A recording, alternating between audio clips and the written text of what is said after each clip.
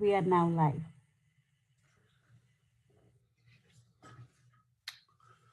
Thank you. It's 6:15. We're coming together tonight for a work session to talk about issues related to COVID-19 and how it is affecting our community. There's been quite a bit of discussion lately in terms of what should we do, what shouldn't we do, what are some of the issues we're facing out there in this COVID-19 world in the town of Normal. Pam Reese and I thought it would be appropriate to schedule this work session to have a conversation. So I'm going to turn it over to Pam for some initial remarks on this and kind of set the tone for where we're going with the meeting, and then we'll move on to have a discussion. Before you begin, Mayor, may I suggest there's a remote meeting statement that should be read before the meeting proceeds? I wasn't going to do it because this isn't a formal meeting. It's just a work session. But do we need to do it for this? Yes, we should have the finding on file for the meeting. So the governor has issued a disaster declaration related to the public health concerns caused by the statewide COVID-19 pandemic. As mayor, I've determined that an in-person meeting is not practical or prudent because of the risk of exposure to the COVID-19 virus stemming from an indoor gathering, and that a remote meeting is in the best interest of the health, safety, and welfare of the council, the staff, and the general public. Ms. Reese? I see Ms. Hunker is going to say something. Could we get a roll call, Mayor? Because it's a work session, we've never done that, but if you want a roll call the roll. Mayor Coos? Here. Mr. McCarthy? Here. Ms. Cummings? Here. Mr. Nord? Here. Ms. Smith? Here. Mrs. Lorenz? Here. Mr. Preston? Here. All right, thank you, Mayor. I appreciate council's time this evening for a work session. In consultation with Mayor Coos, I had asked if we could, as staff, take about 45 minutes of council's time this evening to talk about the COVID situation and its impact on businesses, specifically about Restore Illinois, and talk to council, have a dialogue about your expectations regarding enforcement and maybe some of the challenges that our businesses in town are facing. And while having that discussion about Restore Illinois, it does present an opportunity to discuss the upcoming annual liquor license renewals, which occur in January of each year. And one of the things that staff has been discussing, which is something I'd like to hear from council tonight, is when we talk about Restore Illinois and how businesses are reacting to that, many times there's the stick approach in terms of penalties. There also could potentially be the carrot approach in terms of making some modifications in the liquor license fee associated with the 2021 renewals. So I don't want to cast too wide of a net this evening because we are limited in time, but fundamentally, there's been a lot of citizen comment. I should say occasionally there is citizen comment pertaining to Restore Illinois and what, if anything, the municipality is doing to enforce it. We also have received numerous contacts from businesses who are in compliance with Restore Illinois, who are expressing frustration with those businesses, and certainly more commonly restaurants that might be choosing to not comply with Restore Illinois mitigations.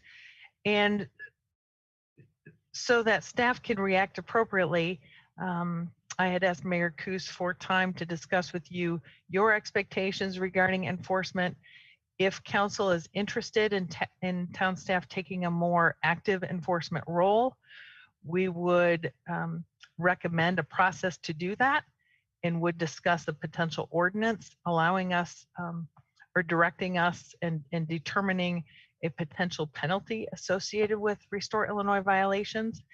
And in addition, staff will be prepared to talk about what could happen come January 2021 with liquor license renewals if council wanted to explore some fee modifications, recognizing how the pandemic has impacted a number of our liquor license holders this year.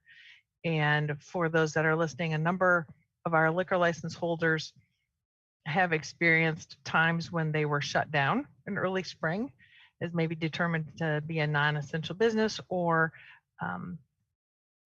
subject to dining restrictions and liquor service restrictions that have impacted their business operations this year.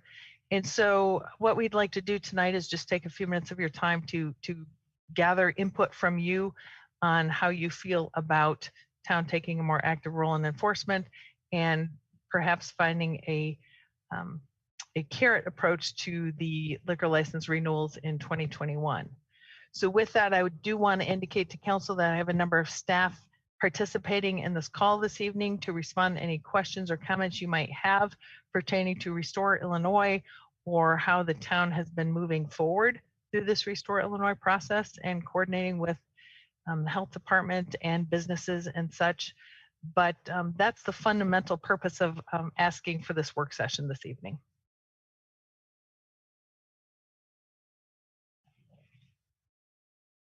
Mayor, I think you're muted. Yes, I was. Thank you, Pam. Does anybody want to start with comments or questions? Ms. Smith. Thank you. First off, if I could ask Mr. Day to provide a brief statement as to the town's authority to act on this matter, because I've seen in some local blogs that since the governor's actions have been challenged in court, that we have no authority to do so. Mr. Day, could you please respond to that position? Sure, absolutely. There has been a number of court cases concerning the governor's authority to issue executive orders. By and large, those have been unsuccessful in court. With very few exceptions, the courts have found that the governor has the authority to issue the successive executive orders. That's not easy to say. Recently, we just got, it was a couple weeks ago, the Foxfire case out of the appellate court, which is our first binding appellate decision that applies statewide, which formally found that the governor does indeed have the authority to issue those executive orders and dismissed a temporary restraining order petition from the restaurant that was trying to prevent enforcement of that. So as of now, we've got settled binding law that the governor has that authority. Okay, as a follow-up question to that, this being a health issue, what places the town of Normal in a better position to act on these matters than the local health department? Sure. Certainly with respect to our home rule authority, we've got broad power to regulate for the health and safety of the citizens and to enact ordinances to protect public health. The health department has some right now. The county feels that their statutory authority is more limited than what we have as a home rule municipality to make those enforcement actions, particularly with respect to the restaurants and their food service licenses. They feel that their authority to regulate the restaurant licenses is limited to food inspections and wouldn't expand further than that under their existing statutory authority. Okay. There are some counties such as Sangamon County where they've actually gone to court and gotten the opposite decision. But right now, it's the position of our county that they're hemmed in by their limitations on state law, where we've got broader authority under our home rule authority and under state statute to enact those regulations. Okay, thank you, Mr. Day. This next question are directed to Chief Bleichner in terms of what has been the process that the Normal Police Department undergoes when it receives a complaint. And can you speak to the volume and the number of complaints, and then when they're received, what action does the Normal Police Department take? Sure, Ms. Smith. We've received a handful. I mean, I don't have the exact number in front of me. I think we have 3 reports, I think, that are on file at this point. But we've received a few other complaints, whether they be restaurants that are serving indoor dining when they shouldn't be, or if it's just social distancing, people not wearing masks in some of those places. But it's a handful of complaints. And really what happens, it depends on how the complaint comes in. If it comes in through our dispatch, then an officer is dispatched. They go there just like any other call for service. They go there, they would investigate, and they would look around at the business, see if they are in fact people there, if they're violating the indoor dining restriction. And if they are, then they would document that or memorialize that in a report, just like we would with any other type of call. We have also sent our community service officer, if it's a complaint that we received through our front desk, or if it's passed along via another method. We've tasked our community service officer with going and making contact with the businesses, talking with them about the reasoning why, find out what their side of it is.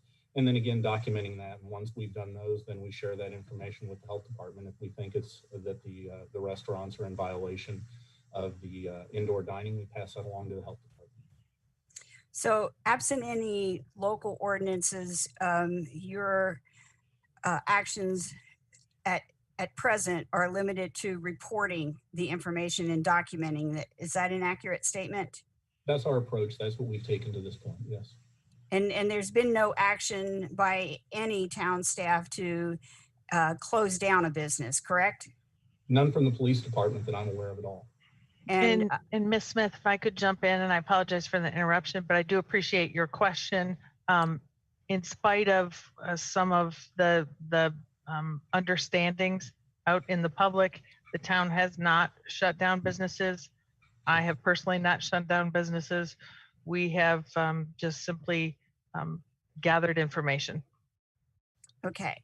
Then with this background provided, I would argue from a standpoint that I would favor a carrot approach to encouraging businesses to comply, that I would be more in favor of a reduction in the fees, especially for the liquor licenses, because in terms of revenues for these businesses, those who are serving their patrons at indoors, there's more of a markup on the drinks than there are on the food service itself. They have to be competitive on their food servings, but there is more acceptance of a markup on the liquor component of a tab.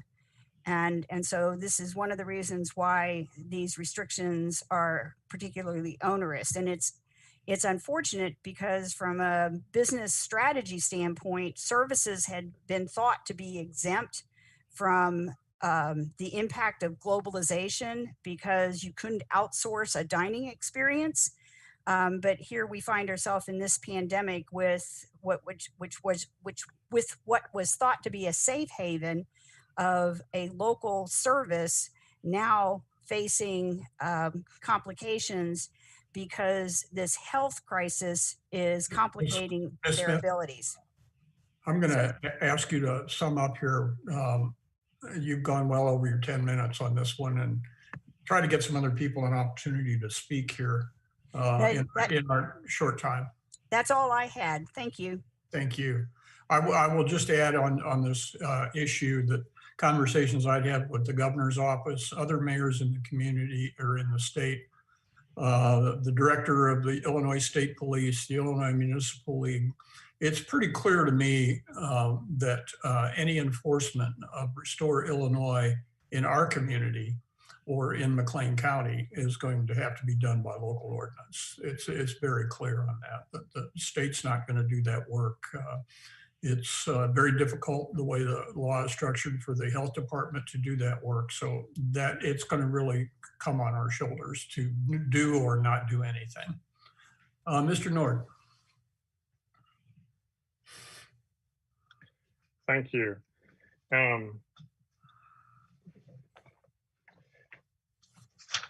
If we enforce this, where is the money going to come from for the enforcement? We're already short on funds. This is going to cost money. Where are those funds coming from? Are we going to reduce expenses somewhere? Are we going to tax more? Mr. Nord, I would suggest that enforcement of an ordinance would be as part of a daily operation, just daily duties of the normal police department. Okay. It wouldn't require additional staff or anything like that. Okay, but it's going to require those police department staff to take time away from other folks that are actually breaking the law to then enforce this order, which is not breaking a law currently, correct? It's only breaking a law if we pass an ordinance. Mr. Nord, first I'll say that I do want to point out to council that we believe a wide variety or wide majority of our businesses in town are compliant with Restore Illinois. What we are talking about is a small minority of businesses who may be non-compliant. In regard to how it would be enforced, it would be comparable to the police department responding to any other call for service. And I don't expect it to be a high number of calls for service. Chief Fleischer might be able to articulate that. Excuse me. I only have a few minutes to speak, Okay. So can I get my questions asked, please? Sure, and if I could have Mr. Day respond, because you indicated that this is not violating Restore Illinois is not breaking a law. So, Mr. Day. Yeah, no, it is breaking the law. People have the obligation to comply with the executive orders of the governor. Those have a legal effect. What we're talking about, the ordinance, is simply an enforcement mechanism. It's not to create a new law. There's already a legal obligation to comply with the lawful orders of the governor. So then this is an unfunded mandate or law that the state has put out that they are then not giving us the resources to enforce. And, my opinion on this is there's only been 3 complaints. This doesn't sound like this is a health crisis. If it were a health crisis, the health department could step up. If this is such an emergency, then the mayor has the power to do this on his own and not delay any action. A question, has the mayor met with the COVID task force in the chamber, and do we know what their opinion is on this matter? No, go ahead, Mayor. The COVID task force has not met in a couple of weeks. We've had discussions with the chamber. We're pretty much in agreement moving forward on what we need to do as a community. So the chamber is recommending that the town shut down businesses? Is that what you're saying? I did not say that. Well, you said that you were pretty much in agreement. We're not talking about shutting down a business. I just want to be clear. We would propose that if there's a violation, it would be handled like any other ordinance violation with a fine, a penalty, not shutting down a business. Okay. The state's attorney was just on the radio, what was it, Saturday, saying that there was no legal enforcement mechanism unless the town, the municipalities that can do home rule, enforce them. Another question was, Ms. Reese had said that the town staff hadn't done anything to, or that all we did was just have the police come out. Well, didn't Joe Station House get a threatening letter saying that if they didn't comply, that they may risk something with their liquor license? Because that was something that WGLT reported, and they published that letter. So it seems like we're doing more than just documenting. That is true. When the state implemented their Restore Illinois mitigation, we did send a letter out to liquor license holders. That is true. This one was specifically to them, and in the letter or in the article, it said it was because the police were called out there. So did it go out to every liquor license holder?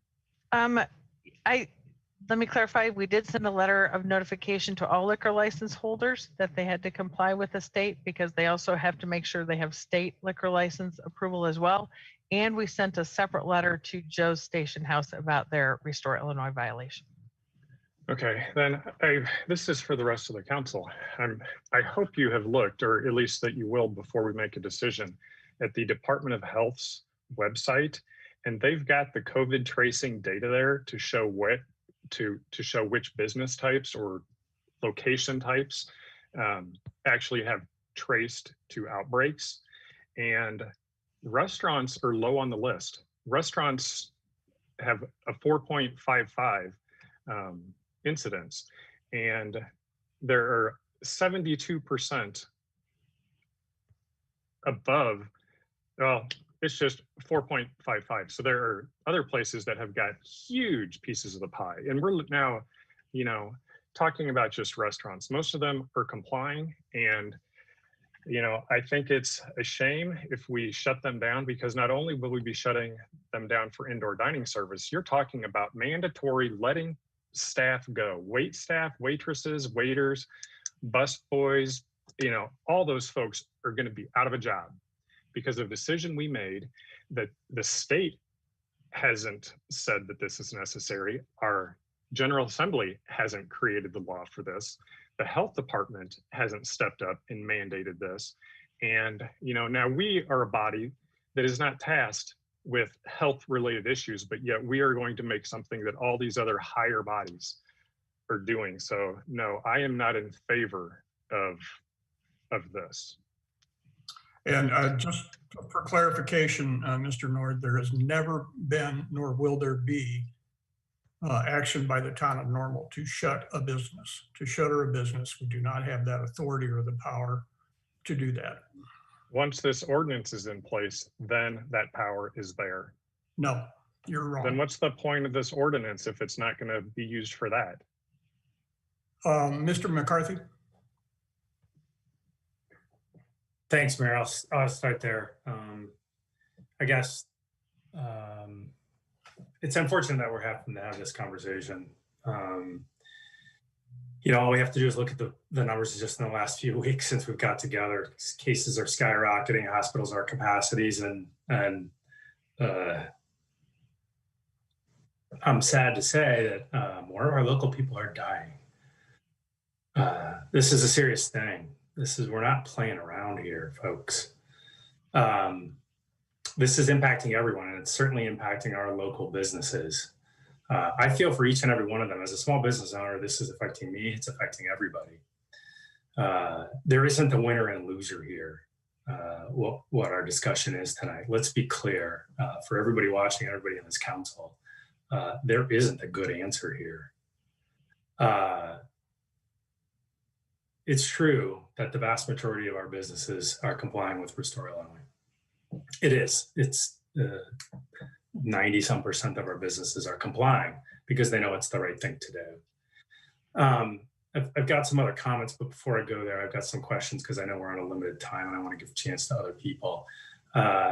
Process questions on an ordinance. I'm assuming there would be some kind of an escalation process, some notification and then some fine, or observe and then fine.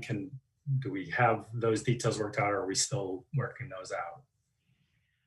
Mr. Day or Chief Fleischner, in terms of applying an ordinance violation in terms of the process, have you explored whether or not there's a series of notifications first, or just a letter notifying them to comply is the first step? Mr. Day? We've looked at it. We could do a number of different approaches. Certainly like the state, where they've got a requirement that under the emergency rules passed by the Department of Public Health for the restaurants that were back, the mask ordinances for the restaurants back when everything was allowed to be open, had a provision saying that before you could issue a monetary fine, you had to give them the opportunity to come into compliance first. There could be provisions like that put into an ordinance. Okay. That gets cumbersome from an enforcement perspective, but certainly it's not unheard of. Okay. So we're thinking about that and haven't come to final decisions. It would seem that at least one opportunity to comply would be good. Have we thought about how fines would be determined yet? Have we, are other communities doing this? Have we looked into that? We have talked about a fine structure that would be comparable to other ordinance violations if this is the route council chooses to go. So the minimum fine could be $250. If violations continue, it could go up to $500. That is typical for many of our other ordinance violations. Mr. Day, do you have any other comments to add? No, yeah, that's our fairly standard violation amounts. So we're looking for parity across ordinances. Right. And typically how it happens is we've got a scale, and you'll get a lower amount on the first, you'll get a lower fine for a first offense. Usually it's the same for a first or second, and then gradually increases with further offenses. Okay, so we're not proposing anything unusual or different here, or thinking about, I should say thinking about. I know we're not proposing anything. Sorry about that language. Last question, and then I want to share some comments I've gotten. Do you foresee any overlap or conflict with county ordinances or enforcement efforts on there? I'm guessing not, in light of what's already been talked about, but. In terms of an ordinance that we would have, probably not. If the county health department feels that they don't have the statutory authority to do pandemic related enforcement, I don't think that there would be any overlap with any county enforcement. So in other words, we're the only ones. We're the only ones. Okay. McCarthy, the municipalities are the only ones. Yeah, that's sorry, Mayor. Thanks for the clarification. That is what I meant. So when this topic came up, I started reaching out to local restaurant owners to try to get their perspectives on how they feel. And I reached out to a number of them, those on the naughty list and those on the nice list. My holiday euphemism, if I can do that. But I wasn't able to reach everybody, but I reached a number of them. I got some feedback on this to hear from the trenches how they feel about what we're discussing about this topic and what they want us to know. And what I learned is that local restaurants, in the vast majority of cases, those that are complying, again, the vast majority of restaurants are barely surviving with, to go, outdoor dining, curbside, et cetera. And what they're asking for, those that are complying, is a level playing field. Each and every one of them said to me, it's unfortunate that we even have to have this conversation on a community basis about punitive, that everybody should just be choosing to comply for the good of the community, and that if they would get through the surge more rapidly and everybody could get back open. And I certainly agree with the business owners on that sentiment. Every single business owner I talked to, were in favor of some kind of consequence for noncompliance. Every single business that I spoke to.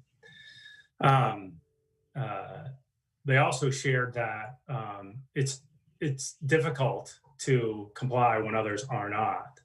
because those others, while they're staying open, is they're taking away that razor thin business that those that are complying are able to survive on, that they're actually taking the money and food off the tables of servers and other businesses by being open and raking in a bunch of money while it's hit and miss on curbside and to go for the complying businesses.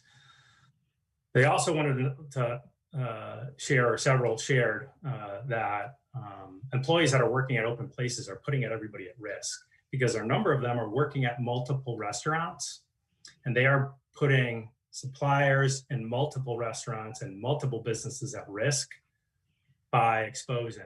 And we know this is true. This happened. Social media this summer, Medici posted just this case happened to Medici, and an employee that was working in an open place, not complying, brought COVID into Medici, and they had to shut down for 5 days. I'm assuming that cost Medici a lot of money on a busy weekend. I didn't ask them those questions, but they posted it out on social media. The last thing that I heard is that the business that are complying are trying to stay open to dry and, of course, stay in business, but to also try to help their employees. And when we think about this and what their ask of us is that for most of these restaurants, it's actually cheaper for them just to close the doors and shut the businesses down, that they're trying to stay open to serve their customers and to keep employees going. And that by us helping to get everybody to comply, it really levels the playing fields and gives everybody the same chance of survival and everybody the same opportunity to have employees.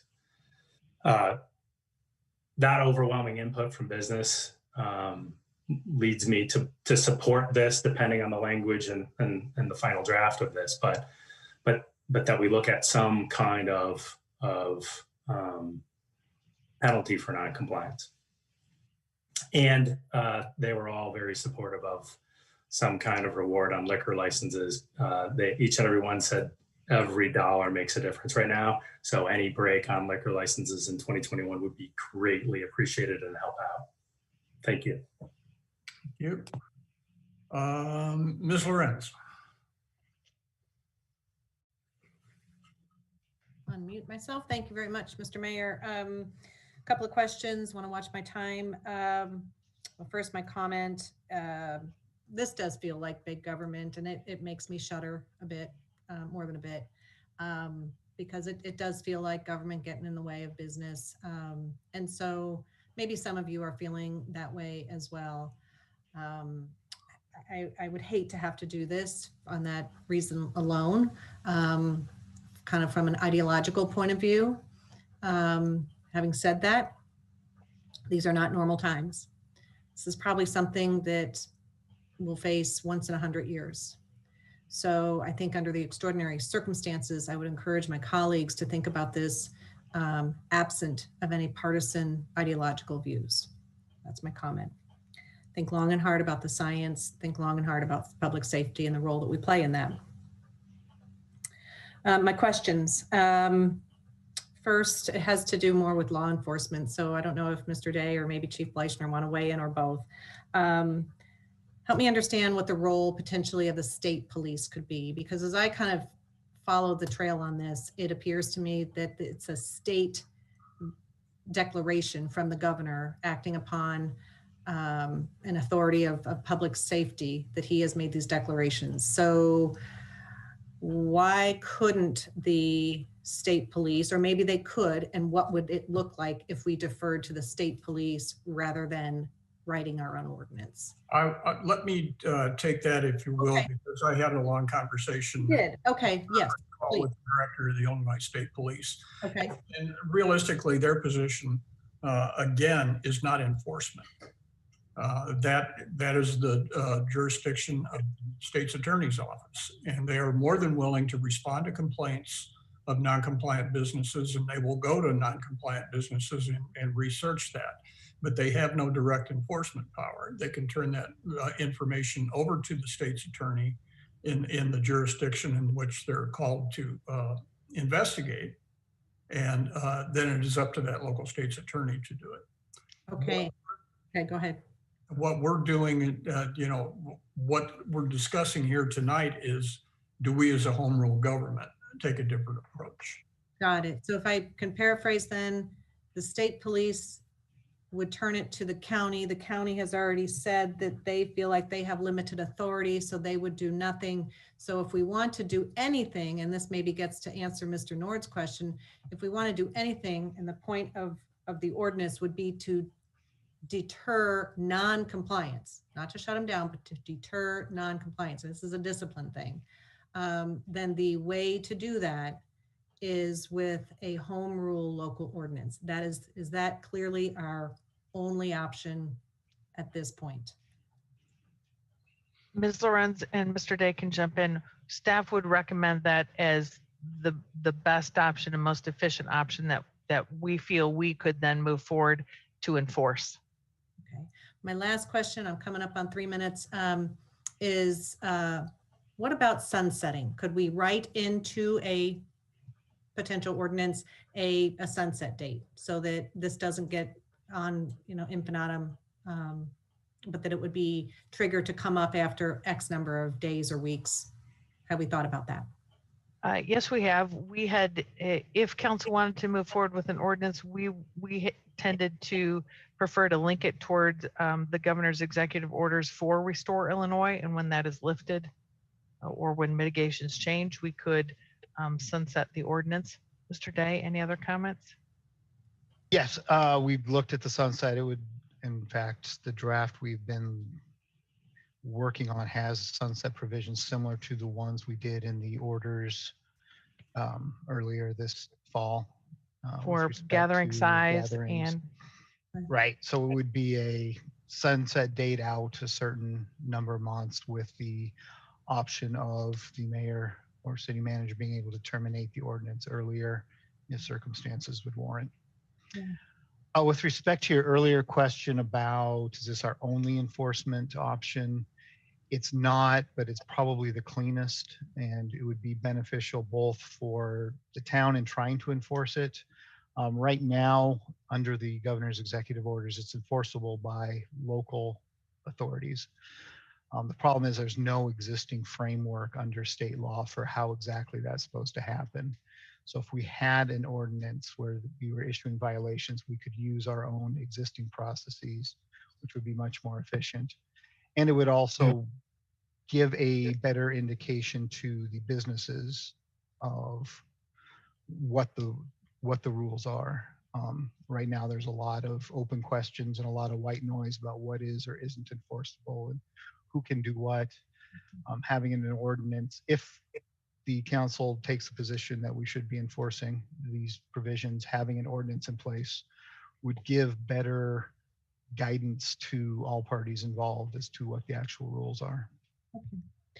Last thing I would say is I would also favor the carrot approach of the reduced or waived liquor fees for those who are in compliance next year. That's all I have. Thank you. Ms. Cummings and then Mr. Preston, and then we're going to wrap it up. Thank you, Mayor. I'm going to try to keep this as brief as possible.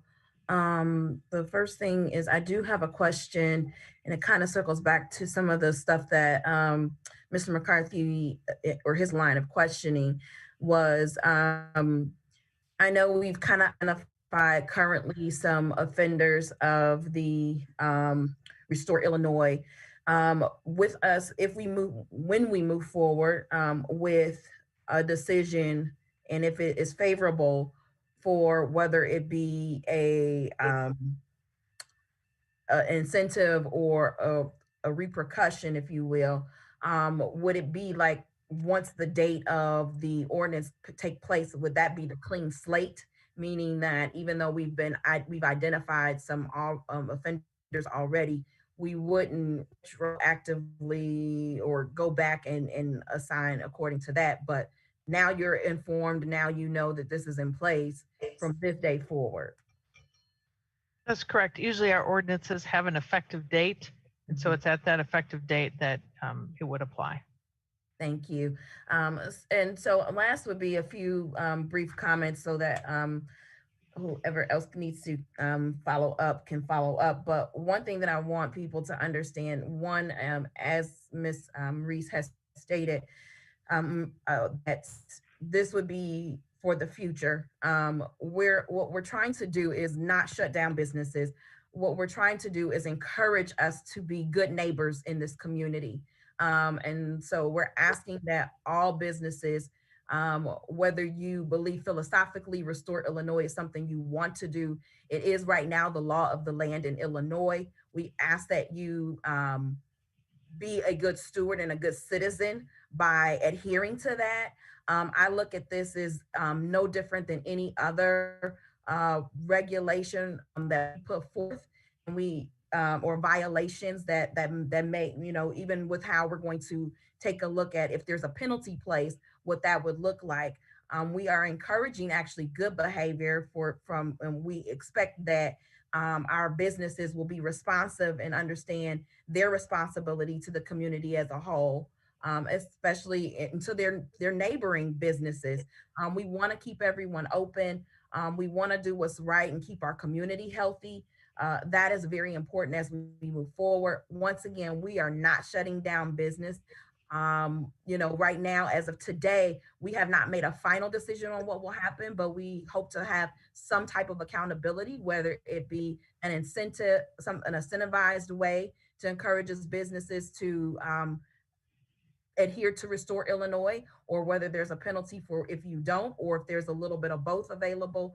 And more is to come once we officially put down or have something from staff as a recommendation. So please understand, this is a conversation. I don't want to see in the newspaper tomorrow. I know people like soundbite. I know people are looking for campaign platforms right now, but I think we need to allow process be processed. We're having a conversation. We're sharing thoughts and ideas, and we'll leave it up to staff to present us to something, and we'll have further conversation in the future. Thank you. Mr. Preston. Thanks, Mayor. I will start out touching on an item that a couple other colleagues of ours had mentioned earlier. I do find it unfortunate that even during this pandemic, there is not more guidance from the state and from the governor's office that imposed Restore Illinois restrictions and set forth this plan that now, local municipalities like ours around the state are having to have these conversations siloed amongst ourselves to try and figure this out due to maybe a lack of guidance from the governor's office on this end of it. And I think that's unfortunate. I will say that, it is no surprise that people are hurting right now. It is no surprise that businesses are hurting and employees are hurting. But it also should be no surprise that the citizens, the residents of Normal and McLean County, by and large, are taking this pandemic very seriously. And the vast majority of our residents and of our businesses are following guidelines, are putting the health of themselves and their families, as well as others, first in their decision-making of how they live throughout 2020. And I think that shows through the fact that while any death, one death is one too many, I do find some level of hope in the fact that McLean County has consistently throughout this had the lowest both positivity rates or COVID numbers, as well as death numbers of our comparable communities. When we look at Champaign County, when we look at Sangamon County, we look at Peoria County, that McLean has consistently been notably lower, and in some cases under half, right, of some of those others. And because so many of our citizens are taking this seriously and our businesses are, I guess rhetorically, I wonder, why would we then try and follow some of the enforcement paths that some of those other counties have been looking at when our numbers have been able to remain notably lower than theirs. And I am a big proponent in this time of looking at incentives, looking at the carrot, looking at working with our very few non-compliant businesses and working with them to get to a point where they will comply rather than trying to punish our businesses and the people who work for them during this pandemic. Thanks. Thank you. Okay, I think we're going to wrap it up here tonight. We're just right on schedule here, and Ms. Reese, Mr. Day, I think you've heard from this council on I think their willingness to at least take a look at something. I certainly didn't see anybody say we've got to do this moving forward, and I think we need to be clear on that. So I request a hand vote. This is a work session, Mr. Nord. Well, and there's no vote because we don't know what we're voting on. So if you would go ahead and proceed with this, and we'll bring it forward. Sure. Thank you, Mayor. Staff will put something together so council can discuss it in greater detail in the next meeting without time constraints, and then we'll go from there. Thank you. So this work session is adjourned. We're going to take about a 7-minute break and come back for the council meeting. So that would put us at 7:09. I will see you at 7:09.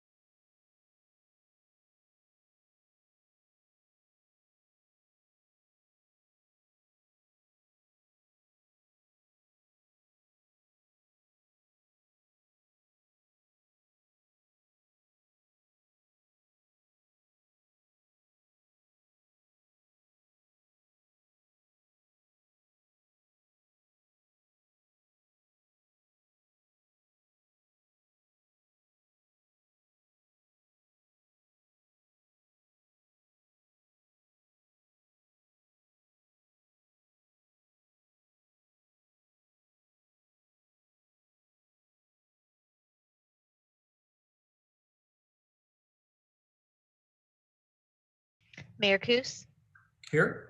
Mr. McCarthy, Here. Ms. Cummings, Here. Mr. Nord, Here. Ms. Smith, Here. Mrs. Lorenz, Here. Mr. Preston, Here. We'll begin with the Pledge of Allegiance. Mr. McCarthy. Here. Ms. Cummings. Here. Mr. Nord. Here. Ms. Smith. I pledge allegiance to the flag of the United States of America and to the republic for which it stands, one nation, under God, indivisible, with liberty and justice for all.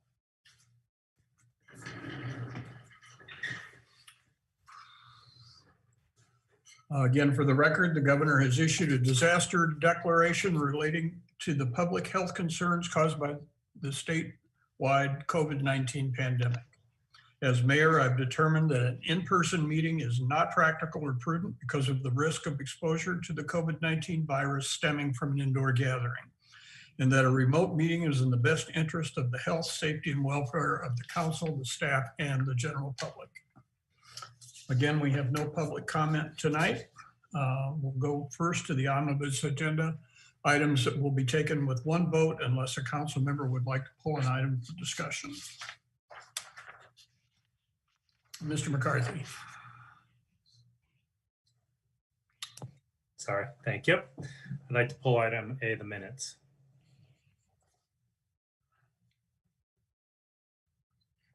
Mr. Nord.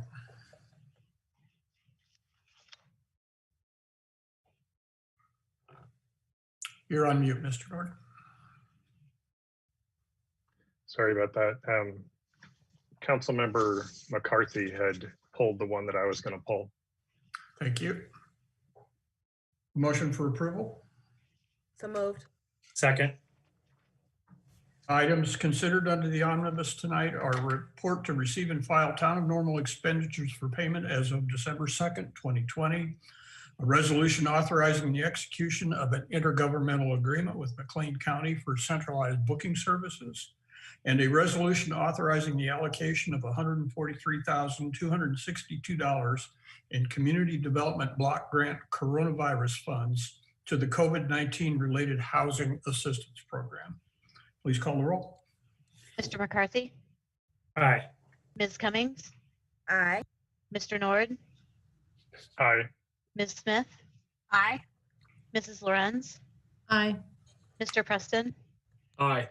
Mayor Kus, Aye, the items are approved. Item A is an approval of the minutes of the regular council meeting of November 16th, 2020. Mr. McCarthy. Move approval. Second. McCarthy? Thank you. Yeah, I'd like to make a motion for a change to the minutes and for our recorder, the subject minutes that I'm after is on page 7 of the packet down near the bottom under council concerns. There is an item, managing too many documents here, on Mr. Nord's comments, starting with Councilmember Stan Nord spoke regarding the current COVID ordinance. What I'd like to insert in place of that to more accurately reflect the conversation, and I can send this language if this is appropriate. Councilmember Stan Nord spoke regarding the current COVID ordinance of not selling door to door. Mr. Nord stated that he had been contacted by the Boy Scouts asking why they were told by the town that they were not allowed to sell things while council candidates were allowed to go door to door. He stated that this is hypocritical. I think we had this discussion once before, and the idea that we were going to amend minutes to make a point was not an appropriate action. If there is a misstatement in fact in the minutes, I would leave it to the clerk to correct that. Mr. Day, I'm going to need your help on this one. Mr. Mayor, if I may, I took the time to look at that. Mr. Nord made a large point about the reason he brought up it was because he had been contacted by the Boy Scouts. And his point of that was completely omitted from the minutes. So I'm simply trying to, if there's better language, I'm fine. I don't. No, I understand that. And we get to the point that the minutes do not necessarily reflect verbatim or word for word the council meeting. That's why we have the video. Mr. Day, could you weigh in on the process on this for me in terms of parliamentarian? Right, we've had, yeah, well, you're correct. We have had this discussion before. The minutes are, the primary purpose of the minutes are to record the actions taken by the council rather than to be a verbatim.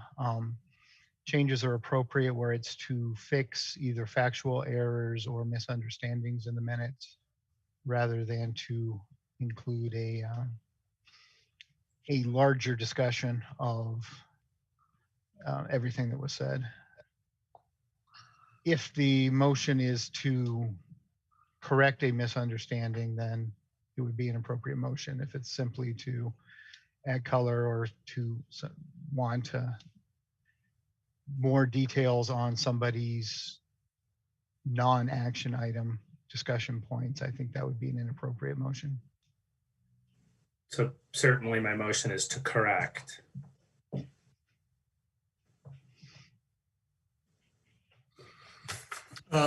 State it again.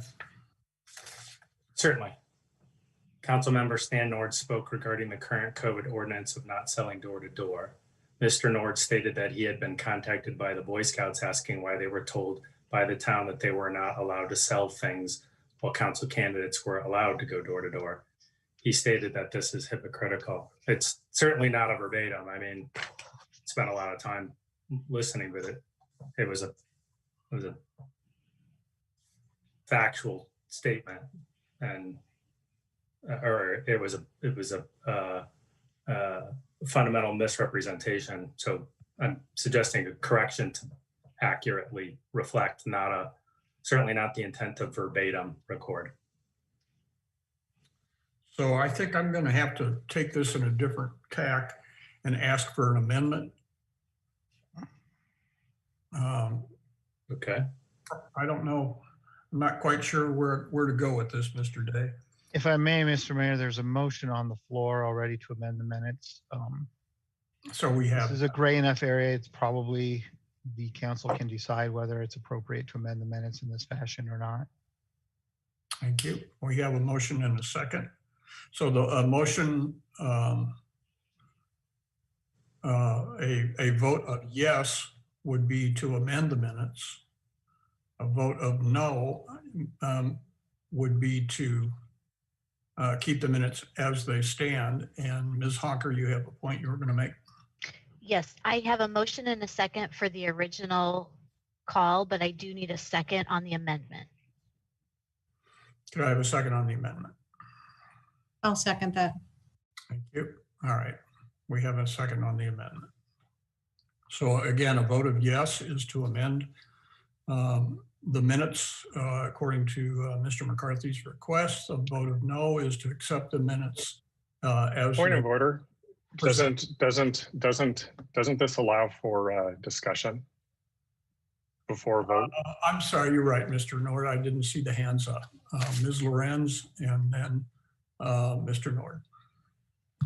Thank you. You know, I didn't catch this the first time around. So Mr. McCarthy, I'm actually kind of glad you're pointing this out, because one element, and I don't know how you want to word it, but one element that maybe is worth clarifying is the fact that there is a distinction between the ordinance that requires a permit and then these other signature door knocking efforts that I think Mr. Nord was making a comparison to. And so it is not reflected in the minutes that they're apples and oranges there. And And to Mr. McCarthy's point of view, perhaps that is worth clarifying.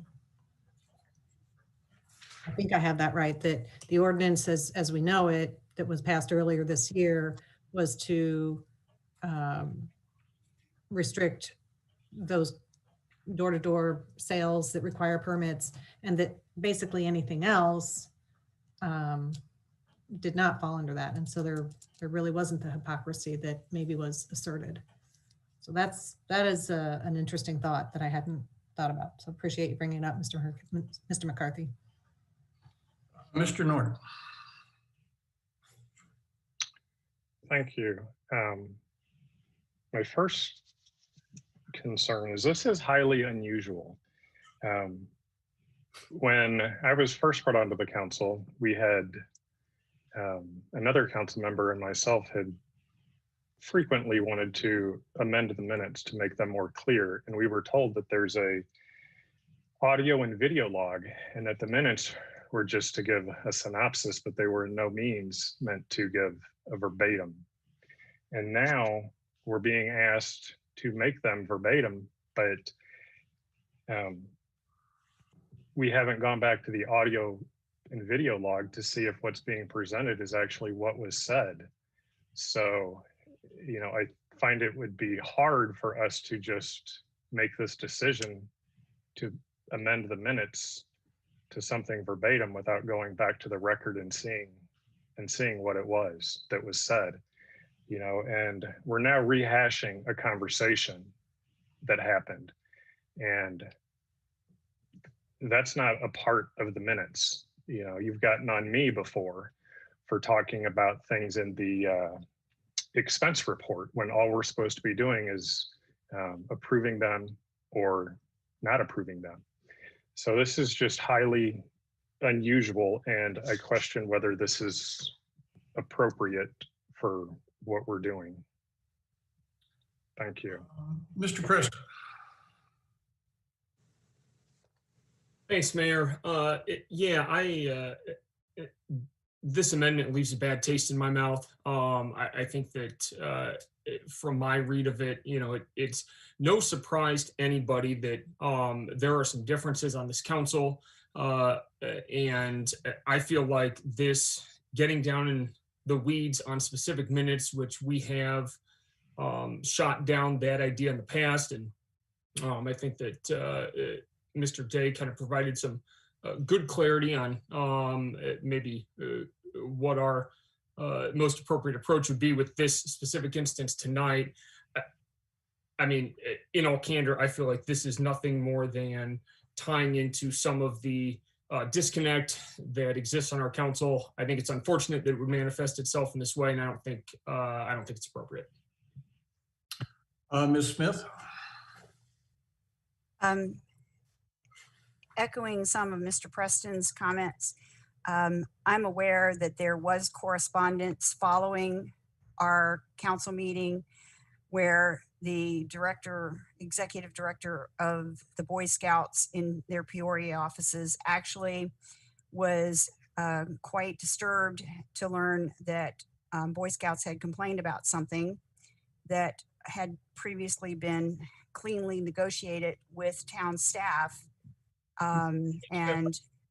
So rather than call attention to this unfortunate misunderstanding, I would just soon not have this.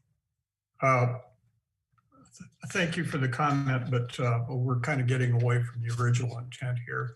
I don't think it's appropriate that we get into who's right and who's wrong at this point. Mr. McCarthy. Yeah, just clarifying it. I did spend a lot of time actually going back and listening to the video because I was surprised. My intent here is not as some has suggested, or Mr. Preston suggested, to drive a wedge, but to give the spirit. The statement was actually quite lengthy, a paragraph or two long. And so this is by way, in no way, a verbatim statement, because this would be much longer, but it does attempt to correct, to accurately reflect and summarize. But That's the only intent there, just to be clear, since my intent was questioned. Thank you. Mr. Nord, you had another comment on this? Oh, yeah.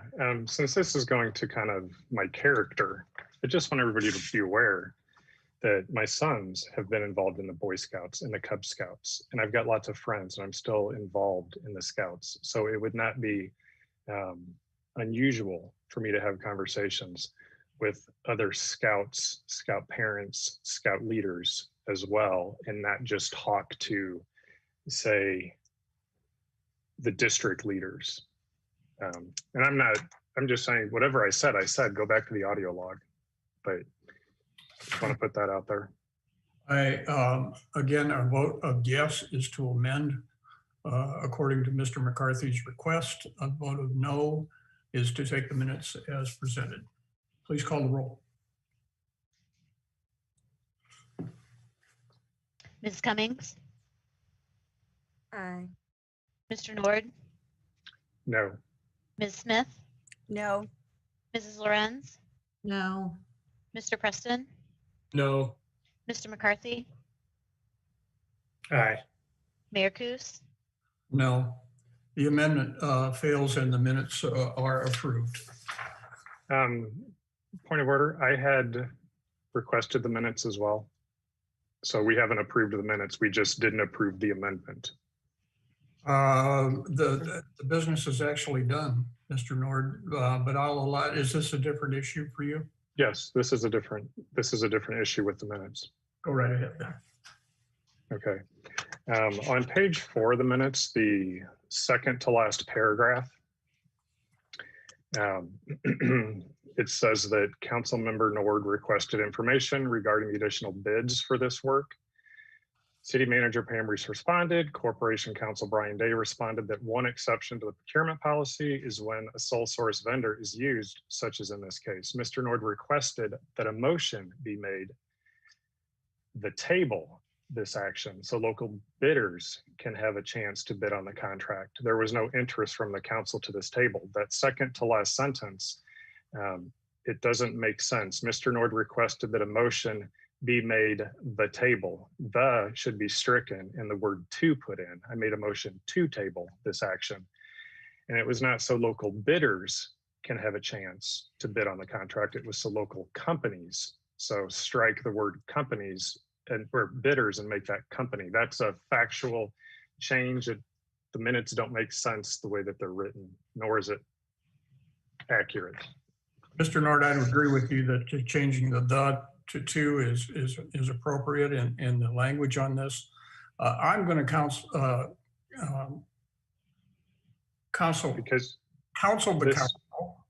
to not revisit the language of discussion in previous meetings in relation to the minutes.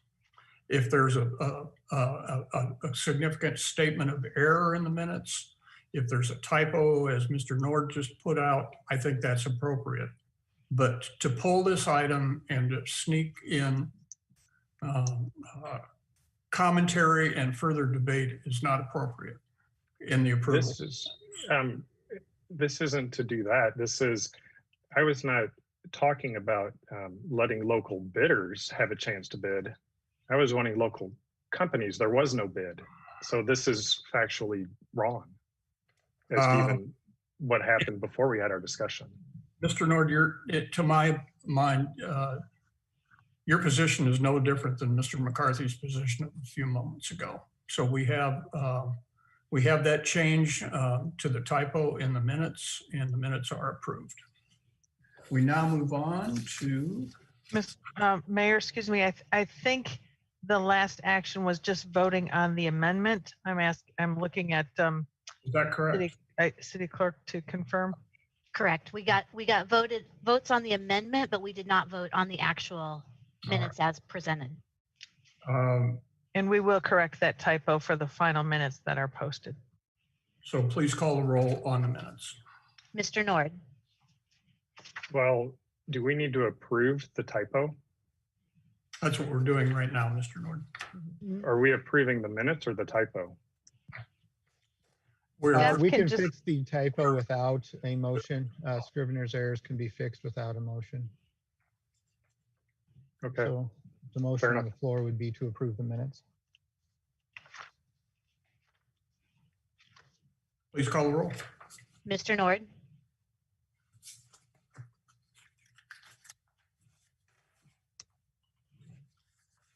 Mr. Nord, We got a screen freeze. Why don't we? yeah, looks like he's froze. I'll move on. Ms. Smith, Aye. Mrs. Lorenz, Aye. Mr. Preston, Aye. Mr. McCarthy, Aye. Ms. Cummings, Aye. Mr. Nord, are you available now? yes, aye. Thank you. Mayor Kus. Aye. The minutes are approved. We have 2 items of general orders tonight. The first is an ordinance authorizing the 2020 property tax levy. Could I have a motion, please? Move approval. I will second. Thank you. Discussion on this item? Mayor, if I could jump in, I have Finance Director Andrew Hune on the call if council has any questions. However, this issue was on your last agenda, the November 16th meeting. We discussed the tax levy and our assumptions behind the proposed levy. I just wanted to point out that the overall levy that we are proposing is the same as last year's levy. It also then equates to the same rate. Lots of times media and taxpayers look at the rate for the levy, so nothing changes. Staff had not proposed any changes the last time we discussed this 2 weeks ago. And I just wanted to point out to council that this is consistent with our discussion of November 16th. Thank you. Mr. Nord? Thank you. I got a question. If we tonight decide that we want to change the levy, on page 59 for the truth in taxation document, which box would we be selecting? I will have to defer to, excuse me, Finance Director, Mr. Hune, as I get to that page in my packet. Maybe he's got it handy. I'm looking at it now. So I guess it would depend on what levy council was looking at. Some of these items require action if the levy is greater than 5% from last year. Mr. Hune? That's true. The truth in taxation certificate is only needed if we are increasing levy over 5%. So it's in this document as a matter of information, but we are not going to be completing that document as part of this process. Oh, so we don't even have to turn it in if it's not over 5%? We don't have to have this document completed or a public hearing regarding the taxation of the levy if it's not over 5%. That's correct. We have to turn it in still. We still need to notify the county of the tax that we're requesting. But in terms of public notice and public hearing and other information, we don't need to do anything on that as long as the levy's below 5%. Okay, just because on item 4, it says the adopted levy exceeded the amount stated in the published notice. A second notice was published within 15 days of the adoption in accordance with the truth and taxation law, which is, well, why I asked that question, because item 1 says that the taxing district published a notice in the newspaper and conducted a hearing meeting, meeting the requirements of the truth and taxation law, which I assume if we're going to adopt the levy as presented, the numbers haven't changed and we would select checkbox 1. If we're going to change it, we would select checkbox 4. Well, truth in taxation requires, oh, go ahead, Brian. We're selecting checkbox 2, Mr. Nord. We didn't exceed the 5% levy, and therefore the hearing and the notice are not required under the truth and taxation law. Okay, so then this is different than what we, all right, so then this just must be my confusion, because the meeting that we had before where we brought it up, that wasn't a part of the public notice since it wasn't over 5%. Under is the, true. yeah, under the truth in taxation law, the notice and the hearing are not required if you don't go over 5% of the prior levy. Got it. Okay, thank you for that clarification. And then one other question. In the write-up for the community impact, it says that property owners will pay the town the same property tax amount as last year. I guess in aggregate, that's true. But if we have fewer properties in the tax base, then property owners may be paying more, or if there's more properties or the EAV goes up, then taxpayers may be paying a different amount as well. So I just don't want taxpayers to call us and say, hey, you know, you didn't raise it, but my tax bill is different than what it was the prior year, at least the municipal part. So I just want the public to realize that that could happen. Under our assumptions, Mr. Nord, we have indicated that we presume the equalized assessed value is going to remain the same.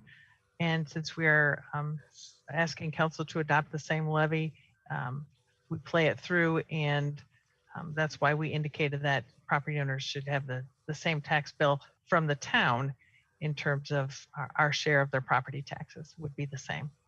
Oh yeah, and I'm fully aware that the town and you guys know exactly what that means. This was more just clarification for folks that are watching now that aren't as involved. And I do support this as presented. Thank you. Ms. Lorenz? Thank you.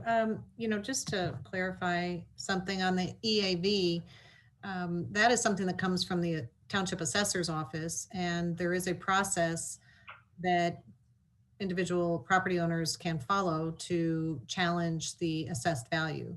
And that aspect of the formula is not something that the town controls. That is something that is with the township assessor. So if in fact somebody's EAV, in the case of Mr. Nord's example, does go up and they're not happy about that, they do have a process by which they can appeal that. And it's not terribly difficult. I've done it many, many years ago. And, you know, sometimes you're successful and sometimes you're not, but it's pretty simple. Seeing no further discussion, please call the roll. Ms. Smith, Aye. Mrs. Lorenz, Aye. Mr. Preston, Aye. Mr. McCarthy, Aye. Ms. Cummings, Aye. Mr. Nord, Aye. Mayor Kus. Aye. The ordinance is approved. Item 8 is ordinances authorizing the abatement of the 2020 property taxes for debt service. So moved. Second. Second. Second. Is there discussion on this item? Ms. Cummings, your hand was up, but I'm not sure. It's been up for a while. Thank you. Mayor, if I could, before we go to council, if I could just introduce this item, I appreciate the opportunity to do that. This action item always immediately follows the adoption of the property tax levy. What we are asking council to do is abate, which means remove the debt service obligation from the property tax levy.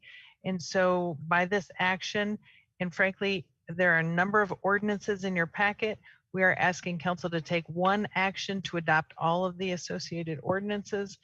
And that action, if council approves, would remove $6 million from the overall property tax levy. And so we think this is very important. It recognizes that we do not use property taxes as a revenue stream to support our debt service. Well stated, Ms. Reese. Thank you. Mr. Nord. Thank you. Ms. Reese, I had sent an email. I don't know if you had time to put the numbers together, but of this $6 million, how much of that is coming from TIF revenues?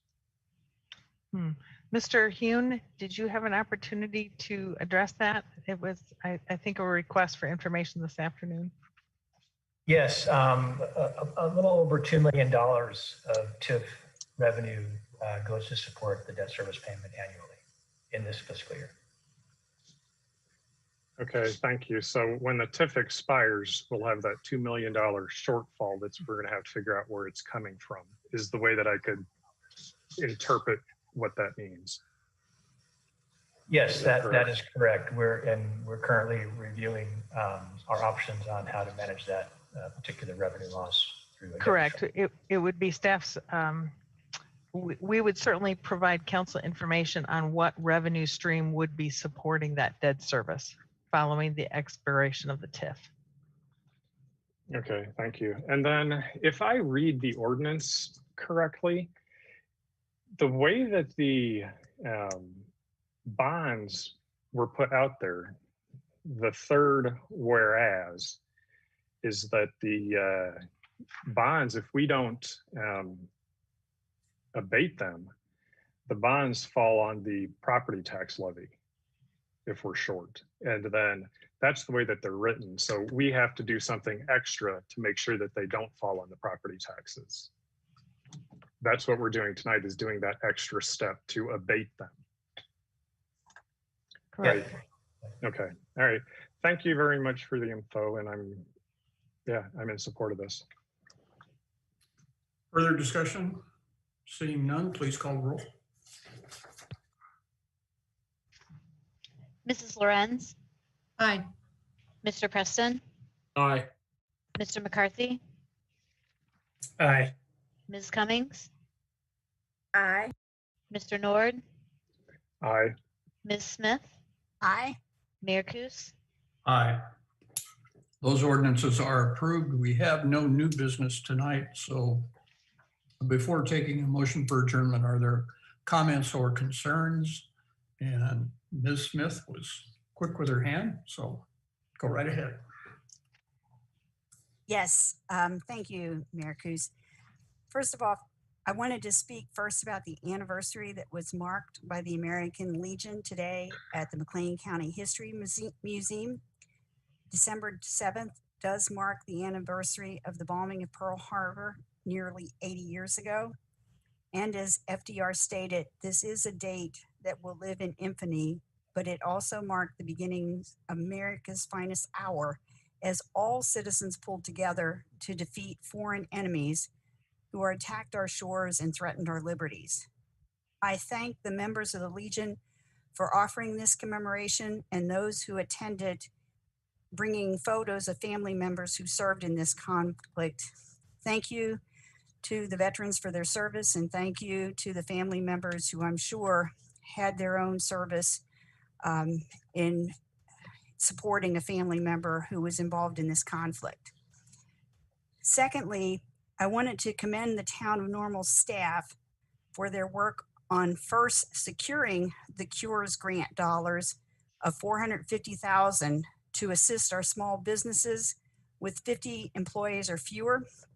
This was a competitive process and time sensitive, so that their success was not guaranteed when they applied for these funds from the federal program, and yet they did succeed in getting grants awarded. I also want to commend their coordination with other local resources, the Chamber of Commerce, Small Business Development Council, the Economic Development Council, and Up-Down Partners, to name a few, to promote this program. In addition, emails were sent to all small businesses registered with the city clerk's office. Separately, a number of council trustees personally reached out to small businesses in our neighborhoods to notify these businesses of this grant and alert them to the timetable for making application for funds, and also have been posting to our social media sites. So I know, speaking for myself, it was an effort to have a personal connection to some businesses that I'm familiar with because they're in my neighborhood, but I can't speak enough of all the outreach efforts that were conducted in order to connect with anyone who might be eligible. And in addition, to supplement the grant funds, this town staff, under our city manager's leadership, established a relationship with the Illinois State University AMA group to help with digital and marketing consulting services for small businesses in Normal. In my discussions with business owners, I heard several express frustrations with the ineffectiveness of traditional brick and mortar sales under COVID restrictions. And some have adapted their plans to incorporate digital platforms in their operations, while others seem stymied in how to successfully do this. Finally, the IT department did a stellar job of creating a portal dedicated to this grant program with several useful tabs for Q&A, eligibility information, and a link to the ISU group, along with access to digital application for this program. Some might be stymied by the administrative steps required to apply for this grant, but please don't hesitate to reach out to the staff for assistance, as they are willing and able to help with applicants and making sure that you can succeed in creating your grant request. The deadline for applying is today, December 7th, and staff will be following up with applicants to determine how much they may qualify for. The funds are finite, but it is hoped that these dollars can help businesses stay afloat until the vaccine is in widespread use, other relief at the federal level, if passed, becomes available, and that all of us are on a track to more normal operations. I know personally, if you're in a position to also support our businesses, please consider patronizing them with purchases of their wares for Christmas presents, gift cards, even if you can't use it this year. But pulling together and working together, we can make it possible for all of us to weather this pandemic. Thank you. And Ms. Reese, I have a question for you. I may misunderstand here, but I thought our applications closed December 8th at 5 p.m. Is that correct? I believe that is correct. Our grant administrator is Mr. Hanson, who's also on this line, so he'll jump in to confirm either thumbs up, thumbs down. There he is. Okay. So December 8th at 5. Yes. Tomorrow at 5 o'clock p.m. It closed tomorrow. Thank you. Mr. Nord. Thank you. I too would like to recognize all the lives that were lost back in 1941 on this day. Hopefully family members can remember that they have a relative that passed away then. Just that their lives are not forgotten. Mr. Coos, or Mayor Coos, thank you for your service. Thank you. All these lives that were lost, through this event and other conflicts in this country, they were to protect our constitutional rights. And it bothers me, and I'm sure, and I know it bothers other folks too, that during this time of the pandemic, we've got people that are remembering and talking about the Constitution that they fought for. And everyone at this council, we had taken an oath to protect the Constitution. And I just want to remind everyone of all the lives that were lost because of that, and that we should think about that in decisions we make. I do believe that engaging in commerce is something that's protected by the Constitution. And unless there is a compelling government interest to shut it down, then we need to think about the Constitution. Always go back to that. I know we're not making a decision tonight, but it sounds like we will be in the near future.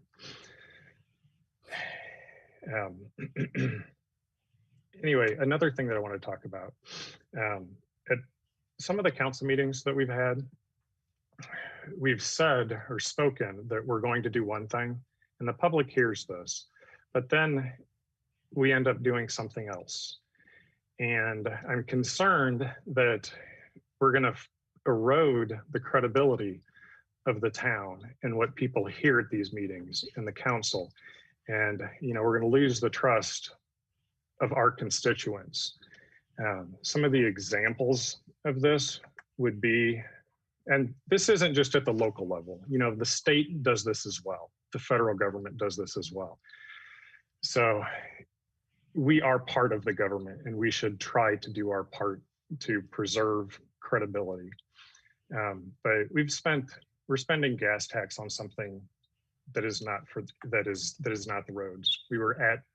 Taxpayers are advertised, we're raising the gas taxes to fix our roads, and we're using the state funds on something else. It's legal, I'm not questioning that. I'm just saying we lose credibility when we do this.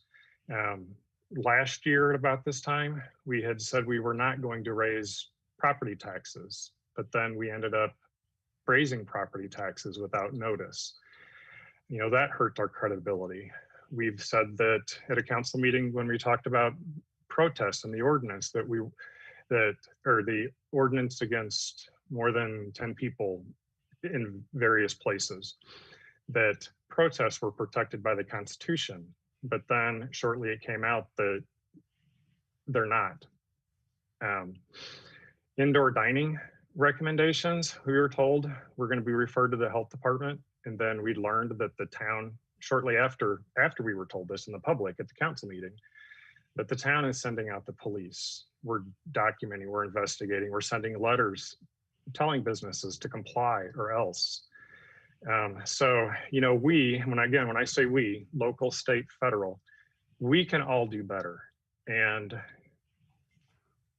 that's just my concern. Thank you and have a good night. Thank you, Mr. Norton. I'm only going to question one statement you made, and that was the or else. There has never been an or else clause in letters that we've sent to businesses. Ms. Lorenz. Yeah, that was quite a comment there, Mr. Nord. I'm going to have to kind of unpack that one maybe at another time with you, because I don't know that I really agree with it. But anyway, what I want to talk about is a council concern on an issue that is the brown water issue on Grove and Rushton.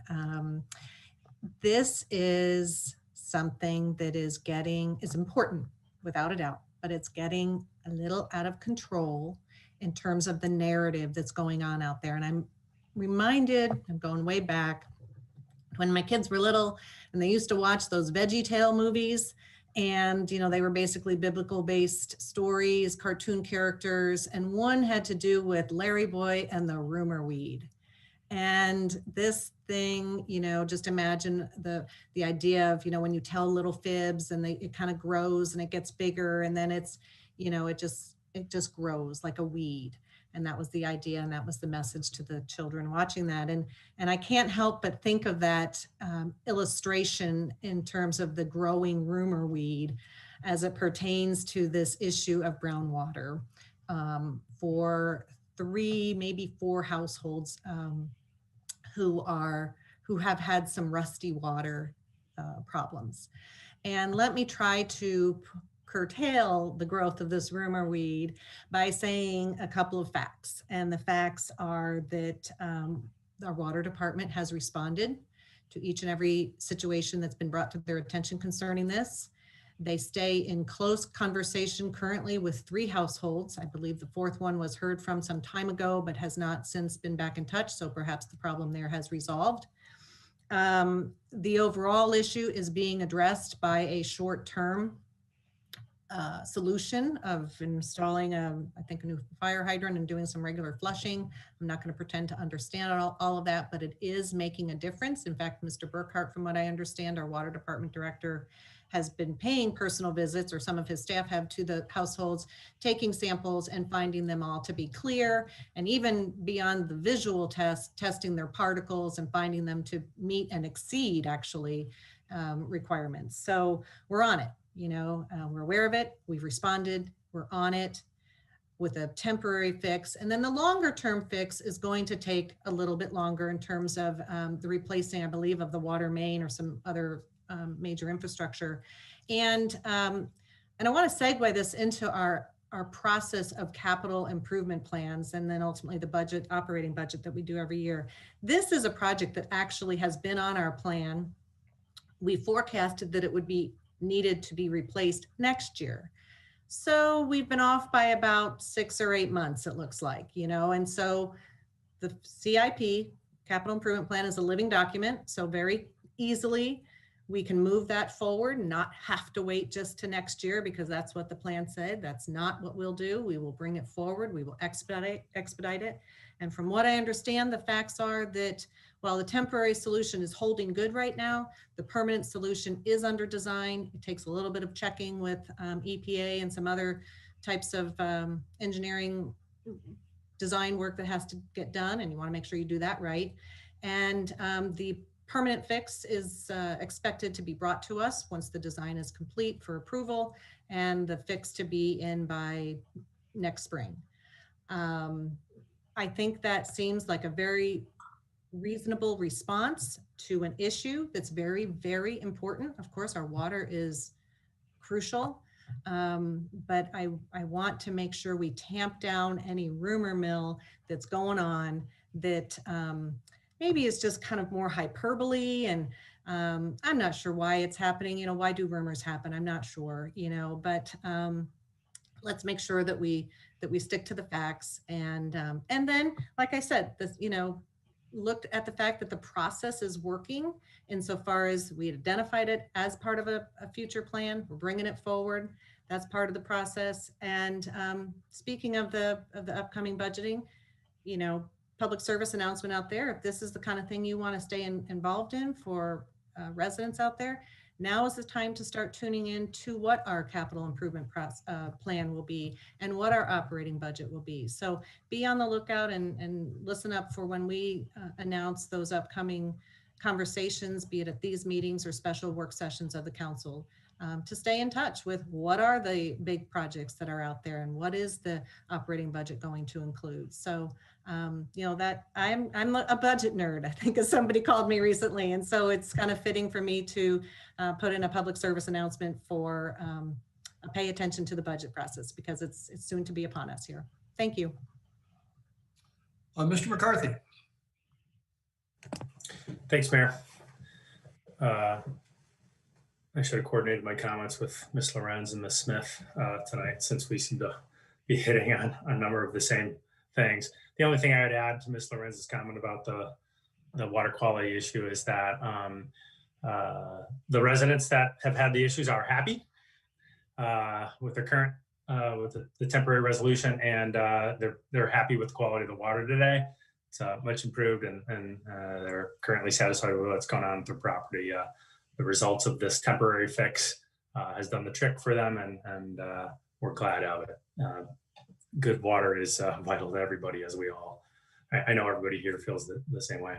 I also plan a brief comment about to honor the memory of those that served in our country and the significance of today. I'll just leave it. I think my colleagues have already made excellent comments. I just want to thank everyone and their families that served our country and paid the ultimate price on our behalf. And Mayor, thanks for your service as well. I also wanted to thank staff for their efforts to bring federal tax dollars for a local grant program to help our business. Yet another example of staff going out, finding dollars, being proactive to help our local businesses.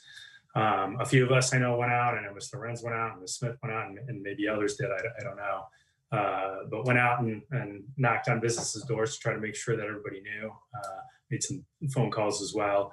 And I was able to talk to a number of business owners. Some of them called me on the program and had questions about it. But almost everybody that I spoke to, the businesses, commented how much they appreciated the support of town staff and their work to try to help and support in every way we can, and that they were very appreciative of the grant program. So thanks again, staff, for always being on top of trying to help out our local businesses. Lastly, earlier in our work session, we talked about the challenges for local business in the pandemic. I've said this in the past. I believe last meeting I made a call, but I want to renew my call out to everyone here on the council and I guess frankly anybody listening to reach out to our federal delegation to urge them to pass federal coronavirus relief package. There's been some promising movement as of late on the federal level. It's looking good. The timing is very important to let our delegates on both sides of the aisle, on both House and Senate, that this is important to us, that these people are real, and this is a very real impact to our local community. I know I've personally reached out to Senators Durbin and Duckworth, playing phone tag right now with Representative LaHood, and planning to reach out to Davis also to try and urge them to pass something. So please, for the benefit of our local business, lend your voice, let our representatives know, because it does matter. Thanks. Thank you. A motion for adjournment, please. So moved. Second. Mr. Mayor, I've got my hand up. Sorry, Mr. Nord, council members only get one bite of an apple in concerns. We've had that before where we have. In concerns, many a times. We are re-arguing old issues. It's not an old issue. There is a factual. You made your statement. A motion for adjournment and a second. Please call the roll. Mr. Preston, Aye. Mr. McCarthy, Aye. Ms. Cummings, Aye. Mr. Nord, No. Ms. Smith, Aye. Mrs. Lorenz, Aye. Mayor Kus. Aye, we are adjourned. Thank you.